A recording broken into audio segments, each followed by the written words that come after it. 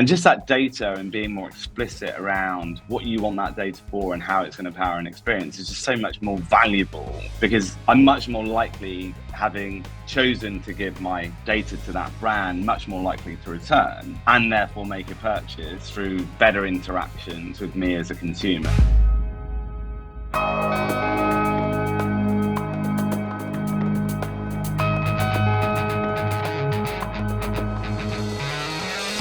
Hello and welcome to the Retail Podcast.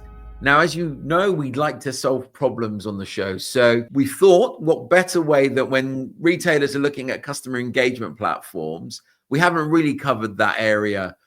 Specifically, we've covered some of the partners and suppliers around that, but who better than Braze to talk to when retailers are looking to fix that? And I'm joined by James Herridge-Leng, who is the Director for Partnerships at Braze. Have I got that right? Yeah, so global strategic partnerships at Braze. Prior to that, I was actually the global head of retail and consumer goods at Braze, based here in London.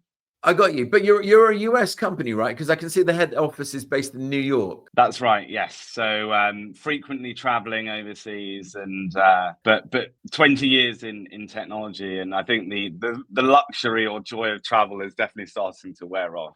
Okay, I got you. So listen, if I knew nothing about Braze, which is pretty much the case, how would you, in layman's terms, sort of describe Braze? Sure. So a great place to start. So Braze is a customer engagement platform that helps brands to personalize and scale their customer experiences across all channels. So it's one platform and endless touch points and channels that we support for customers, including Deliveroo, ASOS, Estee Lauder, Elf Cosmetics, many of the best and leading brands in the world. So I noticed that's cross-category. So you're not limited to fashion or beauty. No. We absolutely work with from very small businesses through to some of the largest companies in the world. I got you. And so if I was like, Estee Lauder, what would be the outcome that you would create for me? What would you do? Sure. It's a great question. So if we go back to pre kind of 1947. So Estee Lauder was in New York. She was in hair salons and beauty salons, and she was starting to actually implement what was her products to consumers as they were having their hair blow dried. And that was really kind of the starting of what was high touch consumer experiences. And so for Estee Lauder, they want to continue to fulfill what was their kind of founding mission. Yeah. And really that's being able to understand consumers in the moment through the various different touch points that they have, whether it's a website, whether it's through their skin or online diagnostics tool, through to also in-store experiences. By understanding those consumers based on their known and unknown behaviors, or anonymous or known behaviors, be able to actually orchestrate journeys and delivering messaging through to those consumers across the various different channels that Braze supports. And in doing so means that they can launch campaigns quicker, they deliver more value when it comes to using own channels. So very much a prioritization of own before paid. And in doing so, you've seen significant reductions or increases in the return on ad spend, just as one example. So there was over 200% increase in return on ad spend just by using Braze. Got you. So if I understand right, because one of the complaints I always hear senior execs at conferences talk about is that the fact that the decisions take longer, and they're more digital touch points that they touch before they come to complete or purchase. And if I understand what you're saying correctly, is that you sort of help secure that. If there's an advert or a digital channel that they've gone and they've seen the brand and they've touched one of those digital touch points, if they're known to us, fantastic, we've got more data. But if they haven't, that you can also somehow bring that data in. Well, so probably a good example is that you would see an ad from a brand, and the most typical thing that you do, and that could be anywhere, right? That on any social, yeah, anywhere. TikTok, Instagram. Exactly. And typically in those experiences, those consumers are unknown to the brand because they're not logged in. So they see an ad on Instagram, they go to the website, and they're anonymous. But for the brand, they need to very, very quickly understand who that consumer is and drive them somewhere, right? So they want to typically drive them to either do a skin diagnostic tool, or to say make a purchase. And so what Braze is doing is in the moment understanding that consumer based on their behaviors, and then triggering messaging to drive some form of action. And so that might be to a certain place on the website, or it might be to make a purchase, or actually even into to store to, you know, at that point, say download a coupon or something like that. But I think in so many examples, you've got consumers that actually, if you ask them what they're looking for, they can't necessarily tell you. And I think that kind of is like modern day life, right? If you ask someone what they're wanting or looking for, they can't tell you. And what Braze is doing is actually just watching them and understanding their behaviors, and then using messaging to drive some form of interaction, which ultimately drives then an outcome. And you look at many of the other brands that we serve, from Elf Cosmetics to Zalando to Dr. Barbara Stern. That was a hard one to get out there. All of these are able to actually just personalize experiences at scale, and in doing so, consumers just become a lot more loyal. I got you. So, I mean, from my own personal experience of working in tech, you probably have a view of what people get wrong, right? What do they not do, or what do they take for granted? What are the top 3 things that people are getting wrong in this industry right now? Sure. So I think one of the big challenges that a lot of brands have is that they operate within silos, whether that's a channel based silo, so just understanding how consumers interact through email, or with data silos. So, you know, I think a lot of retailers have just legacy systems and they're not connected. And that's a real challenge for retailers, because they want to be able to make data available to therefore action, but where data lives in silos, they can't action it in the moment. And so there's always this latency. But then when it comes to channel silos, you're looking at how James Herridge-Leng interacts through email. But I don't necessarily interact with brands through email. I'm much more responsive, say, on the website or through WhatsApp. And I think the core challenge that fundamentally a lot of the brands have is that data is siloed and the channels are also siloed. And therefore, to be able to have cohesive, ongoing conversations with consumers through messaging is just really difficult. But yeah, I guess the reason it's difficult is because those signals that consumers are giving, pretty much, I don't know what percentage are lost, right? Because you don't have some form of signal detector picking up all the signals that you're missing, right? So obviously I can go on my how many people are responding to email, and that's going to be an abysmal number, right? Because how many people respond to that, as opposed to, as you said, these new channels. So what are the channels that you're seeing influence purchasing behavior? Sure. So I think, so in what would be seen as, say, in product channels, so like web messaging on the website, in app messaging, and then channels or out of product channels like email, WhatsApp, SMS, also RCS.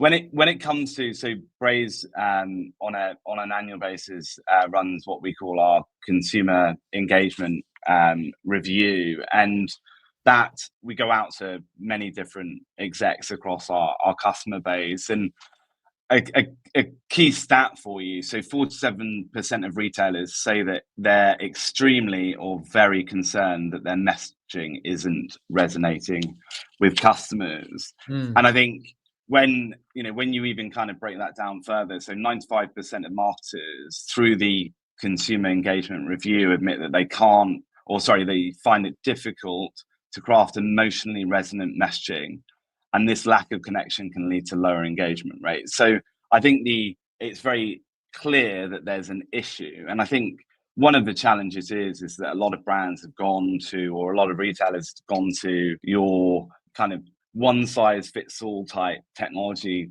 vendor, where what we're seeing is this shift to what is kind of composability and composable solutions. So being able to actually find the best in breed of a data warehouse or a BI tool or a customer engagement platform. But core to those technologies actually being able to work is that they can work together. And I think, Braze has very recently launched or announced our partnership and integration to Shopify. And I think if you've got 70 million people in the UK, I think we too frequently just look at the biggest businesses in the UK and the world that are then the example. But actually, 85% of consumers live outside of Greater London. So you've got, I'm a parish councillor and on the Watlington Business Association as a representative, and you just see the challenges that a lot of these businesses have in trying to actually engage with consumers and actually resonate with them to increase the amount they're spending and the frequency by which they're making purchases. And I think fundamentally they need technologies that can work together. And so composability, I think, is becoming more and more of a theme that will play out over the coming years. How do you handle privacy across Europe or across the world? Because you have so many different privacy laws that you have to adhere by in different parts of the UK. Or, I mean, actually, I think GDPR is a European, almost, if you're GDPR compliant.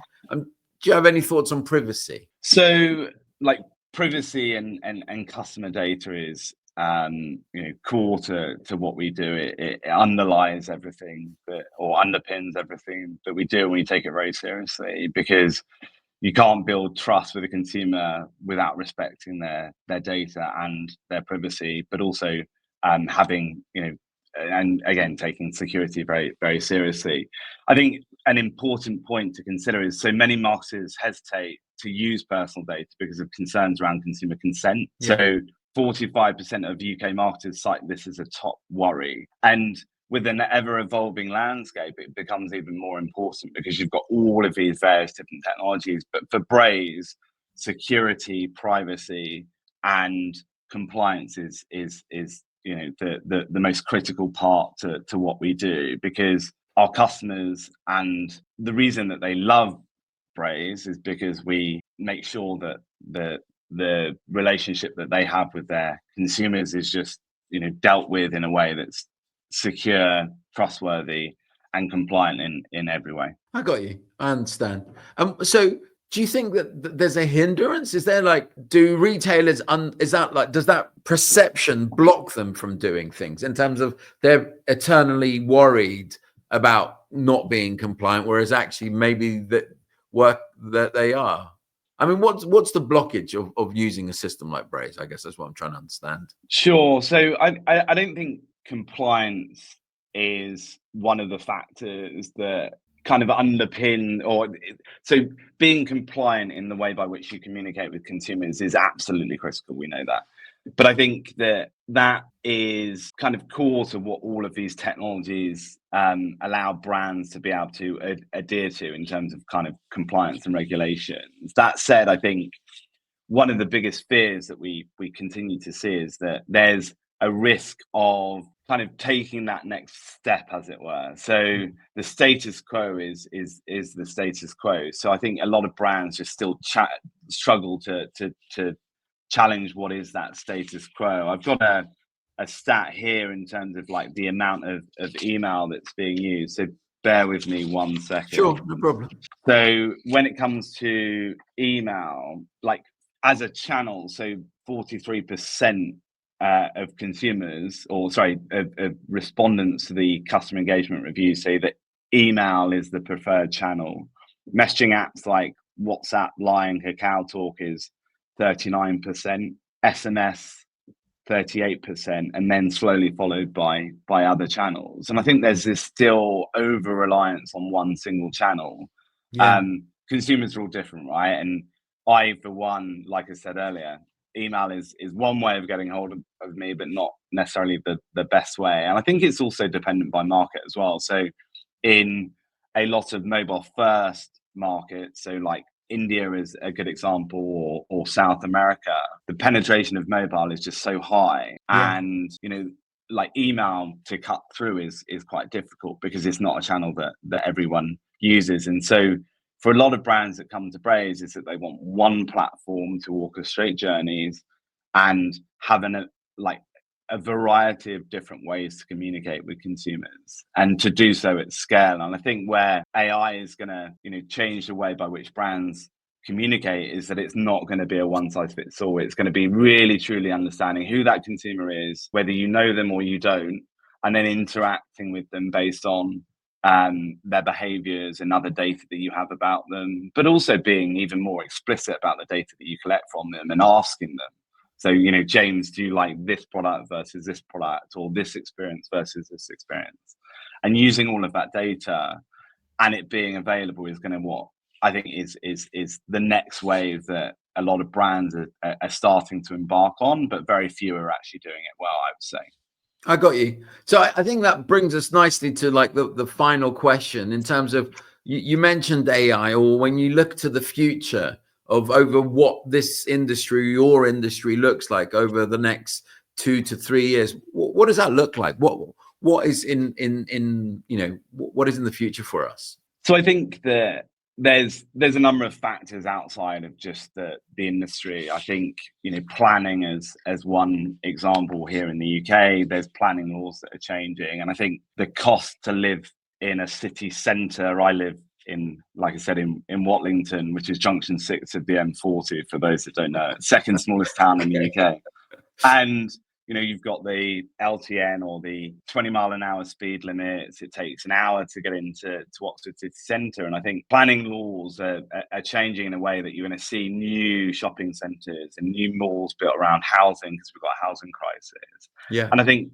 that fundamentally is one opportunity that's going to change the way, in that you've got property that allows for better connectivity and better experiences. And I think AI is going to change the way there, in that it will move to a more omni-channel way. So brands will see this more as even more of an opportunity, that you need to connect online and in store, equipping your teams, whether they're in store or online, but specifically in store, with technologies that provide them with more knowledge, which is effectively AI or Gen AI, is being able to equip them with more skills and knowledge. And in doing so, I think will change the way that consumers interact with the stores. So being able to actually be identified as you walk in that store through a mobile app, and then retail media being able to actually deliver much more of an immersive experience to those consumers in store, using that behavioral real-time data to then trigger more experiences, whether it's through your app or actually through kiosks and so forth. And I think where the power of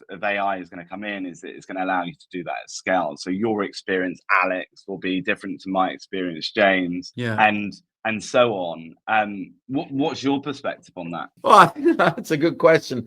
I think there's a bit of a bun fight going on in terms of how AI wants to control the future channel. So you've got AI companies or like Perplexity, who basically circumvent the website and take the customer to where the transaction happens, to like the buy page, because they feel that, if you're looking for a floral summer dress, you don't necessarily need to go through the 25 different touch points on the website.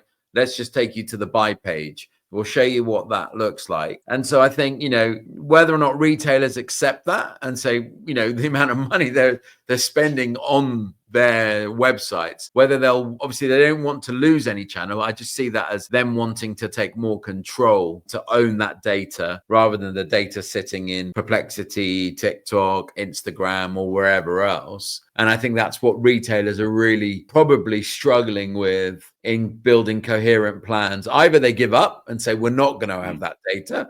It's all going to sit in Meta, and, that's the way it goes. Or they'll put some form of fight back and really, really sort of double down on their own digital assets, on owning the customer, or providing better value for the customer and the reason to engage at that level. So yeah, it's definitely an interesting one, because I think of the last time a brand actually asked me data about me, instead of just assuming or understanding my behaviors. So Estee Lauder do this really well. They use an in-browser message on their website, so it might be MAC Cosmetics, to actually surface a a message that is interactive, that you can essentially part ways with zero party data. So it might understand your skin type or what you're looking for. And just that data and being more explicit around what you want that data for and how it's going to power an experience is just so much more valuable, because I'm much more likely, having chosen to give my data to that brand, much more likely to return and therefore make a purchase through better interactions with me as a consumer. And I think brands that get that right will build better longer term relationships with their customers. Yeah, I think there's so much that brands get wrong in terms of, just look at if you follow some of the chat rooms where, you know, why do people use Chat GPT, and it goes to beauty. It's they want to know what other colors are adjacent to that match their skin tone, right? And so Chat GPT has a capability of looking at you, taking using Vision AI, saying, okay, you're this color, consider wearing this and this color. And the beauty industry is nervously asking you to, scan your face to see whether or not you've done sun damage. So I think there's that sort of, the bold will win because they understand, or they'll look at these sort of what people are searching with AI and then think, well, we could do that. Why are we not offering a service of, you've bought this brown because you're that shade of brown and all these other colors that go with you, or, I don't know. But that's where I think brands need to invest more to not be left behind. And again, I heard someone say, well, is that like in the old days, like 10 years ago, Alexa voice, everyone was worried that would be the channel. You'll just say, hey, Alexa, buy this for me. And so retailers were like, well, we need to own that, because we don't want, if someone says buy some batteries, you don't want Amazon deciding what batteries you're going to sell. You want to own that. That really didn't come into fruition as a channel. Maybe it still might, because, these things take forever in terms of consumer behavior changing. But yeah, that's it. Any closing thoughts? So thank you for taking the time for me today. And I think for those retailers and brands that want to have one platform that connects to their best of breed technology and be able to orchestrate journeys and deliver messaging to consumers in the moment using first and zero party data across a variety of channels. So in product, so web, app, and then out of product through email, SMS, and WhatsApp. Braze is becoming even more well known, and just the customers that we work with and the results do speak for themselves. So I'd encourage those that are interested in finding out more to make contact. That's fantastic. Are you at any conferences that are coming up? We are. So we'll be at Cannes Lion Festival. Okay. And what's amazing about Cannes is that you get to meet so many of the world's most amazing people. And I think you do so obviously in 30-degree sunshine. Yeah. And then we've got VivaTech tomorrow, or the 20th of May, we've got Braze City by City, and then other things like Shop Talk Europe that we'll also be at. So looking forward to having many great conversations with amazing people across the world. That's fantastic. James, thank you so much for giving up your time, and look forward to seeing you at one of these conferences. Great. Thank you, Alex.